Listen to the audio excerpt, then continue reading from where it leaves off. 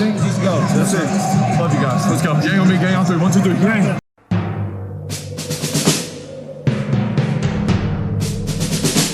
The autumn wind is a pirate, blustering in from sea. With a rollicking song he sweeps along, swaggering boisterously. His face is weather-beaten. He wears a hooded sash, with a silver hat about his head, and a bristling black mustache. He growls as he storms the country, a villain big and bold. And the trees all shake and quiver and quake as he robs them of their gold.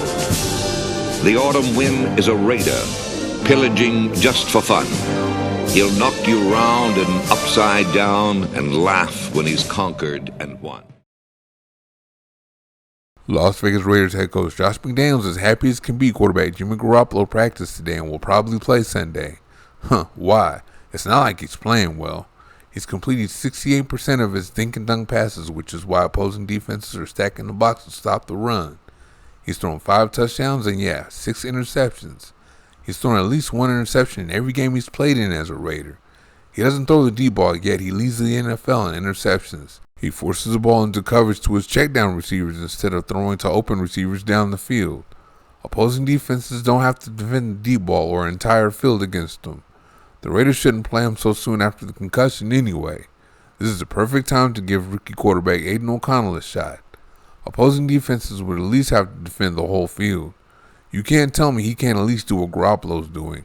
If he shows he's not ready, he was only filling in and can go back to the bench without losing any confidence. But I wonder if the Raiders can make their offense work out better with O'Connell. Alright, let's start with the bad. O'Connell is a very accurate passer, but sometimes the ball sails on him, particularly early in the game, much like the number 4s before him, Derek Carr and Brett Favre. He has a big arm and sometimes he gets a little too excited. O'Connell definitely has to rein that in, but you must be a good prospect when that's the worst thing about you.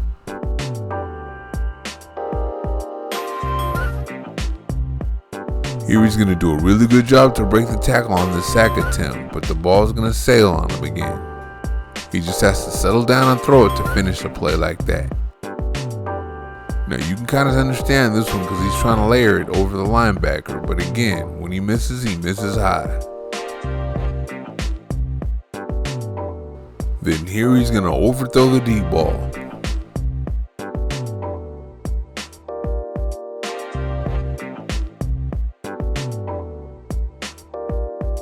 One of the things that I like is his ability to go through his progressions and process information quickly.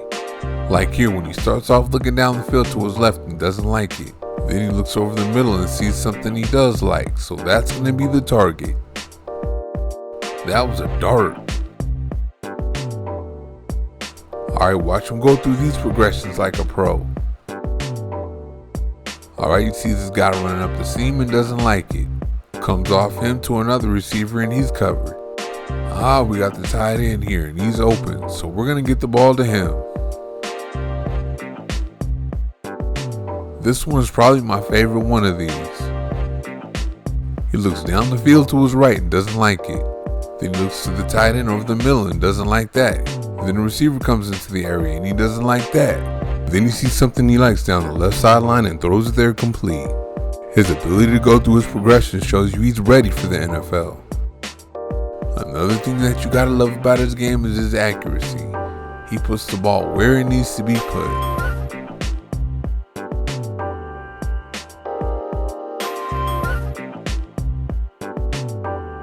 He will pick your zone apart with his accuracy.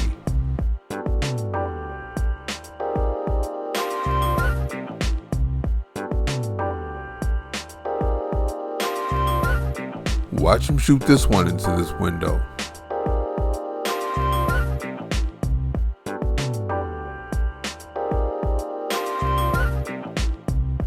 O'Connell can also throw the ball in the tight man coverage.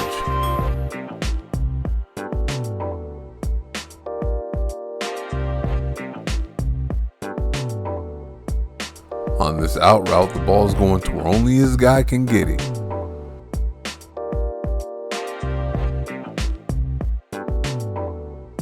Now this is pinpoint accuracy to the back of the end zone. And this one's going to be just out of the defender's reach.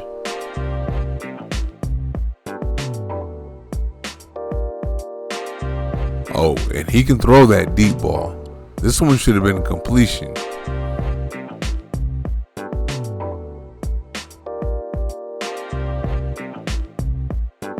Watch him drop this one in there.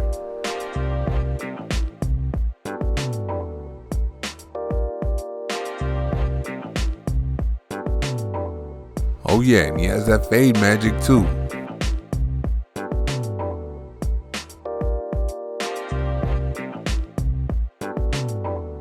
This is a bright, shiny dime right here. O'Connell's arm talent's ready for the NFL too. Oh, and O'Connell won't let the Raiders tight ends go unused like they are now.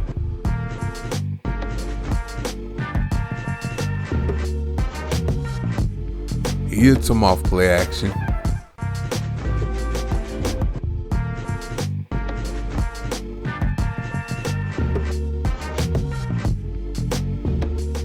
And he'll find one when he gets in trouble like he does with Michael Mayer here.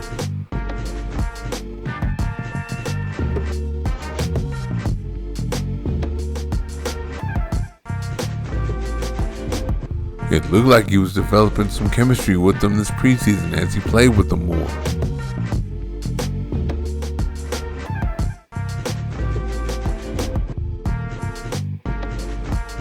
If O'Connell was playing, Mayer may have more than this one catch for a 2-point conversion.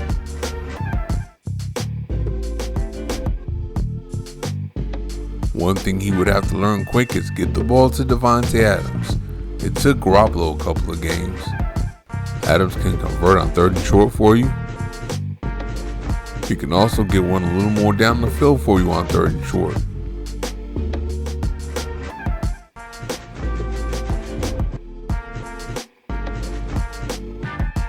He can run after the catch for you and blow up your stats.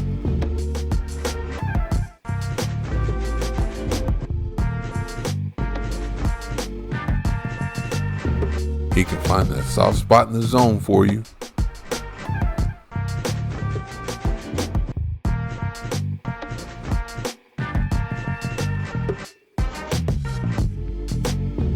And if he gets one-on-one coverage, he will cook you deep.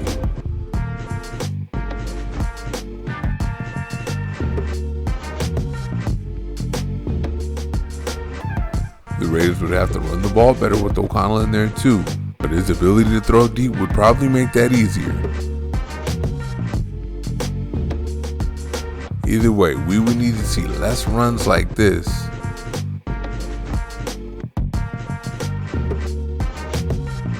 And this.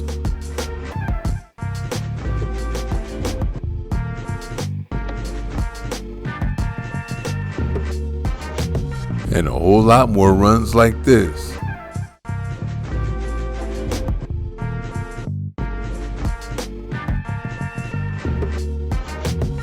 Jacobs only needs a little room to start with, and he's good after that.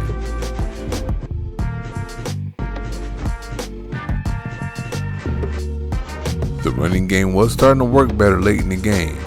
Was that the result of the Steelers not caring about the run because the Raiders were behind, or did the Raiders figure some things out? Now, one thing O'Connell would definitely need is for his offensive line to protect him well.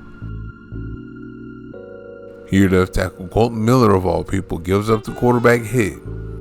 And here, Miller of all people gives up the sack.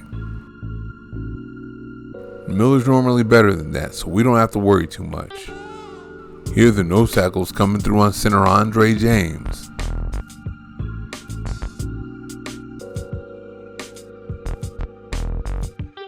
And one guy that kind of scares me is right tackle Jermaine Illuminor.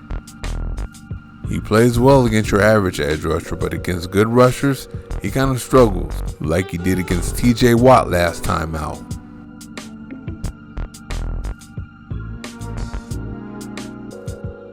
Here's an example. Khalil Mack abused him on opening day last year.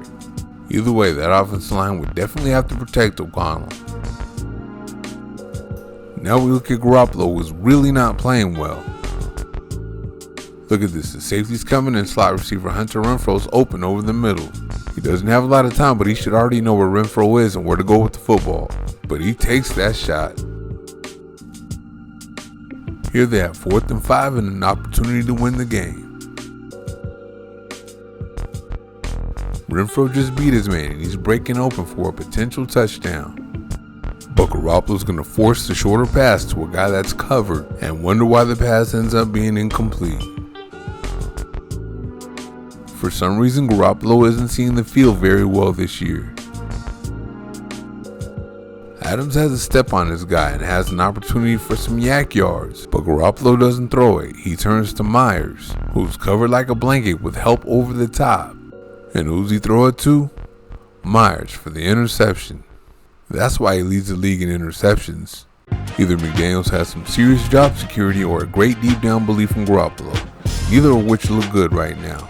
I also think Garoppolo shouldn't be playing this soon after a concussion.